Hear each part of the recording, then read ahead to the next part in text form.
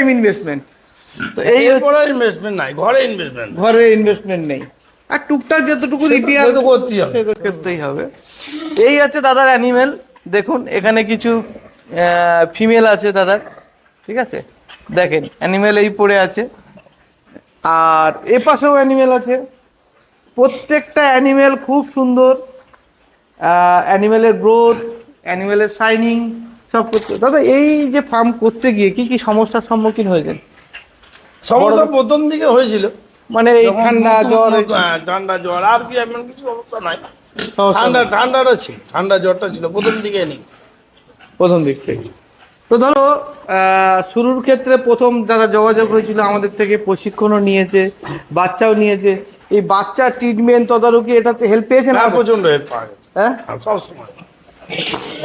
বিক্রির ক্ষেত্রে হেল্প পাবেন তো নাকি? হ্যাঁ হ্যাঁ, তাও পাবো। তো যাই হোক, দাদার অ্যানিমেল আমরা তুলবো 2-3 দিনের মধ্যেই তুলবো, সেই জন্যই আজকে দেখতে আসা।